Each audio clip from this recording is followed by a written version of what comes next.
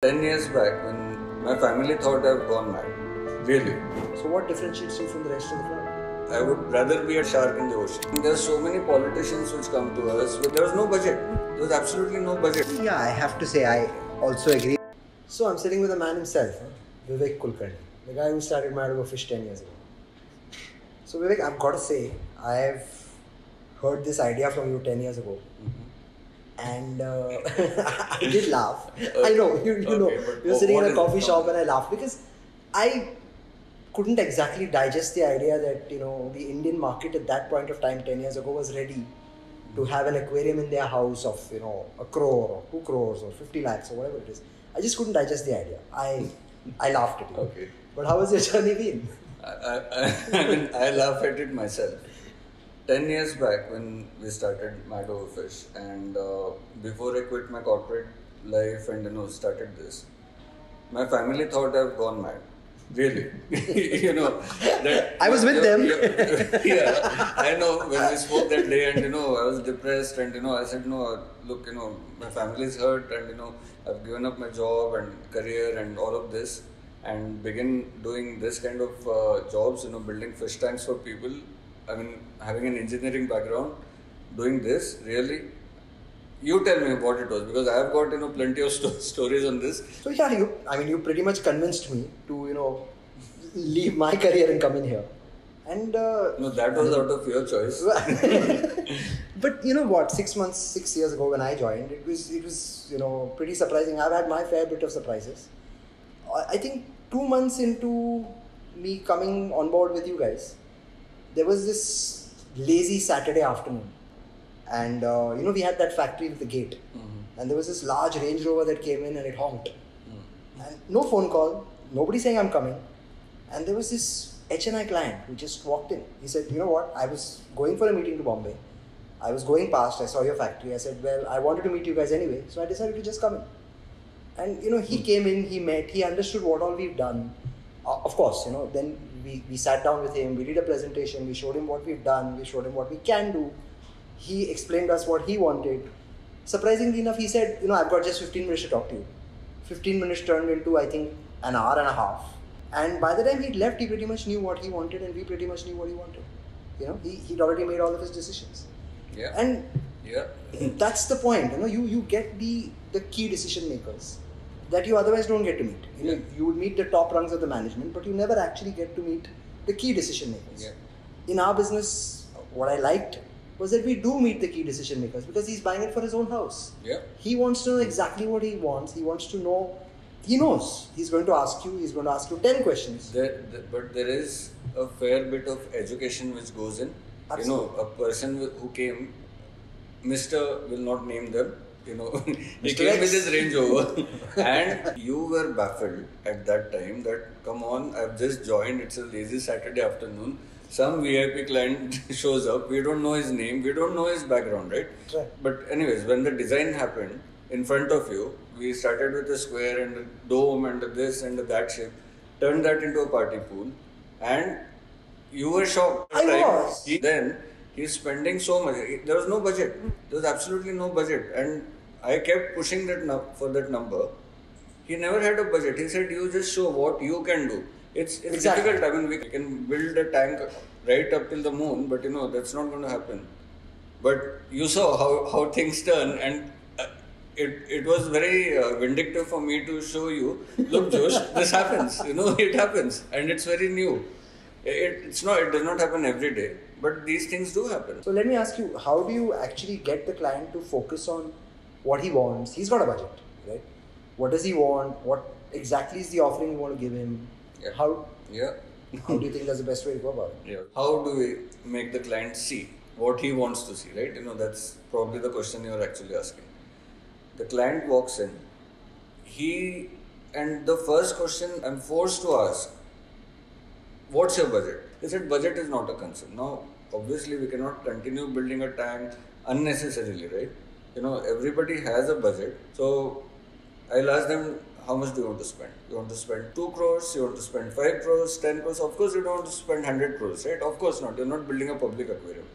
So they will narrow down to a certain budget. Now, you go with that Secondly, you also know where that HNI client has come from. He has met another HNI friend of his who has already bought an aquarium from us. So he probably has that idea which is already told. So either he wants something similar, or he wants to make slightly something better, or he has a particular thing in mind. Now comes the education part. Make a 3D render, we'll run through some concepts. We can show them walkthrough videos, and then we finalize that, to a particular area of, type of tank that we want to do for them. Correct, because you don't exactly have like a catalog. This is the aquarium that I'm going to do. Yeah. It could be anything. You could make any shape.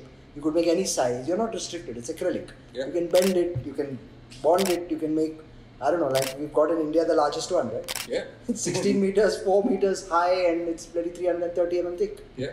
So I remember we have this logo changed a few years ago, right? And you put a shark in it. Yes. And you said, well, we are the sharks of the industry. So what differentiates you from the rest of the crowd? It's a great question. You know which is the apex predator in the ocean. It's the great white shark. You know which is a mythological creature which used to be the apex predator, megalodon. So naturally, in this industry, I would rather be a tiger on the land or a shark in the ocean. MadOverFish. And we are passionate, just like the shark. We will eat all the competition. Simply because of the passion that we carry. I think it's more than passion. I think it's also the knowledge, the engineering background that most of us have. I think most of the people in our team are engineers. Yeah. And it's acrylic engineering. It's At the end of the day, it's acrylic engineering. Then, it's filtration system engineering. Absolutely. So it's not just the passion. I think it's the passion combined along with the knowledge, along with that expertise of maybe the company's 10 years old, but we've been doing this much more. The combined experience is many 100 years. In the filtration system, in handling of fish, in handling of animals, in handling of birds, aviaries, there's this plethora of things, right? We had no choice but to be the sharks in the industry.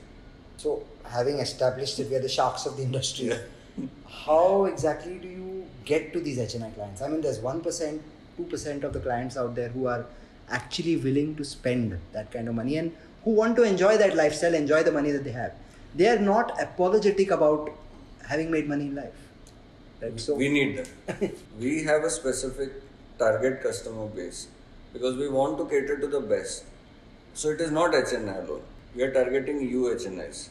Now, by definition of UHNI, it just does not mean the amount of money you have. I mean, there are so many politicians which come to us. We don't work with them because it's just ridiculous to make them understand. Some of them, right? There are a lot of wealthy people here in India who can spend money, but they want something absolutely which we don't want to give. Talking about understated elegance. Not just understated. You can be very flamboyant.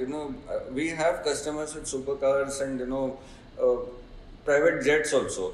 But you need to have a certain category of taste, and that money cannot buy. So we look specifically for those clients whom we can talk to. They can relate to us, we can relate to them. It's a journey together. It's not about installing a fish tank today and forgetting about it. That's never been the dream. 10 years back when we started this, I was very clear in my mind that obviously I couldn't do the first fish tank for a millionaire or a billionaire. Obviously not, but the focus and the target of MadOverFish is always that to reach to the clients who have that UHNI type of mindset, who want something elite, they don't haggle just for the sake of haggling for small amounts of money. We want to give them the best service, and for best service you need the best people in the industry. You need expertise, there's manpower, there's a lot of expenses, and then end of the day when you do the project, he has to be happy and I have to be happy. Correct. And that is something uncompromisable. So when you said HNI, I want to rephrase what HNI means in our context. Actually, I have to say I also agree with your UHNI, definition. Coin the term, and I'm going to actually have to add to that. You normally don't get to meet those people unless and until they're making a decision for themselves, because they are behind this, array of top rungs of management. But when you actually meet them, when you actually interact with them, you know that they want exactly what they want. They know, and they're like you and me, they're actually so humble. Yeah. I mean, I think the higher up they go in their ladder of life, they, become more and more humble. And over the years, we've met a lot of these clients. They then refer to friends. They have parties at their houses. Their friends want to see this. Yeah. We keep coming back with more and more surprises. So I think it's, it's been a journey of surprises. And I think it's going to be another longer journey of surprises ahead. You got some customers to deal with this week. Yeah, absolutely. Yes. I mean, most of them were referrals. Most of them came back to me saying, well, I've been to a party. I've seen my friend's tank. It was awesome. I want one myself. He told me about you. And I think every new idea is a new surprise, right? I mean, I met somebody who wanted last week, who wanted to have a swimming pool above his bedroom, and he wanted to see through his bedroom wall, through his ceiling. Yeah. Crazy idea, but wow, Yeah. It's surprising. You're hiding some fact. I mean, it was not just a regular bottom pool, right? It wasn't. It was an acrylic bottom pool. He wanted to be, and it was exactly above his bedroom. So if this is his bedroom, this is acrylic, and there's a swimming pool above it. So if someone's swimming above, I can see through. I mean, I think the crazy ideas never end. Yeah. And I think it's going to be a journey of crazy ideas further as well. Okay. Let's do that. So cheers to that. So thanks for watching this podcast series. We are going to come up with more and more exciting stuff. We are going to cover the inner parts of our journey, how we interact with customers, how we build the tanks, things which you have probably not seen earlier. And I encourage you all to subscribe and follow us. We have our YouTube, Instagram, Facebook, lot of social media channels. Of course, you can visit our website, MadOverFish.com, and stay tuned.